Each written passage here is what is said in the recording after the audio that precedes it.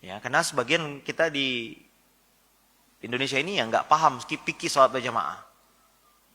Ya, imamnya dorong-dorongan. Imam harus ditetapkan, nggak boleh dorong-dorongan. Imam ditetapkan oleh pengurus masjid. Kapan qomat? Ketika imam sudah maju. Jangan jamaah yang nyuruh, qomat. Ini ada acara nih, nggak bisa. Imam yang punya hak kapan boleh qomat, kapan tidak qomat. Kalau qomat masih sedikit, kata imam, bentar. Imam yang punya hak. Ya. Kemudian Nabi SAW menyuruh kita di masjid khusyuk. Jangan ada, kata Nabi, jangan ganggu saudaramu dengan bacaan Quran. Sebagian kita, akhi, antara azan qomat, muazzinnya malah baca salawat. Kita mau sholat sunat terus gimana? Jadi saya memahami ada sebagian orang nggak nyaman itu. Karena pelaksanaan sholat berjamaah belum sesuai dengan syariat Islam. Belum lagi kadang-kadang 1 jam sebelum azan, mikrofon udah ngaji, Pak. Ya, jam 4 subuh udah ngaji tuh. Gimana orang mau sholat tahajud di rumah? Ya, kemudian habis subuh ngaji lagi, Pak, mikrofon. Yang boleh keluar dari masjid apa saja sih, Pak? Kata ulama hanya azan dan qomat. Qomat pun diperselisihkan. Azan saja yang boleh keluar. Qomat, sebagian ulama berbeda pendapat. Ini qomat untuk siapa? Untuk yang di luar masjid atau yang di dalam masjid? Dalam masjid.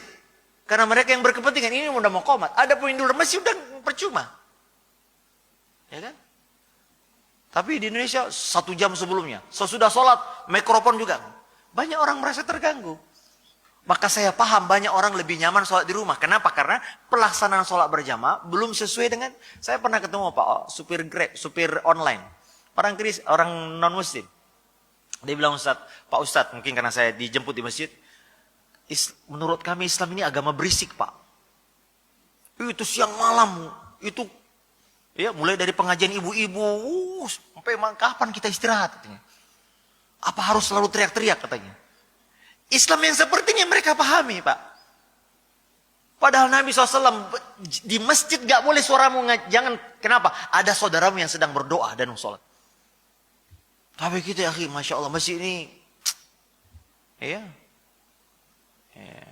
gak bisa kita khusyuk, bertetangga dengan masjid. Banyak orang menghindari, kenapa? Berisik, Ustaz. Saya ketemu ada seorang pilot. Ustaz, saya pindah nih. Saya punya bayi, tapi jam 4 udah corong masjid itu keras banget. Habis maghrib sampai isya corong. 20 menit, 30 menit sebelum azan udah ngaji, keras banget. Kita kalau ada tamu gak bisa ngapa-ngapain. Istrinya komplain ke pengurus masjid, Pak, tolong dikecilin, Pak. Bapak, ibu ini Islam atau setan katanya. Suara ngaji kok gini. Ya gimana, orang mendengar Quran kan ada saatnya. Tidak setiap orang harus diperdengarkan Quran.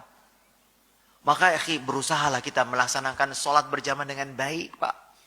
Saya di masjid dekat rumah saya pernah dijemput oleh salah satu supir yang ya belum ngaji gitu. Tapi dia bilang, Ustaz, saya setiap sholat di masjid Ustaz dekat rumah itu kayaknya lebih tenang. Lebih khusyuk. Kenapa? Orang habis sholat, habis azan, tenang. Semuanya sibuk berdoa masing-masing. Gak ada yang ngobrol. Terus sholatnya rapat, nyaman. Bacaan imamnya, Masya Allah, kayak Ustaz kita tadi, enak, nikmat. Gak terlalu lama, juga gak terlalu cepat. Nah yang begini, itu fitrahnya orang awam nih. Orang awam dia, Pak, supir. Nah ini ada orang sholatnya cepat, Pak. Kadang-kadang kita, Pak, sholat berjamaah cepat, tapi zikirnya lama. Doanya panjang. Ini salah kaprah. Harusnya ketika sholatlah kita sungguh-sungguh berdoa. Adapun selesai sholat, ya silakan ya. Ada yang mau mungkin punya hajat, mau pulang. Tapi kadang-kadang kita nggak enak pulang, karena imamnya zikir. Dianggap kalau pulang, dianggap, wah ini orang munafik nih. Orang belum selesai. Padahal kita mengikuti imam hanya selesai setelah salam saja. Pas setelah itu silakan. Walaupun yang afdal kita bertiga, tapi kalau ada hajat, ada tamu, ada apa, silakan tinggalkan.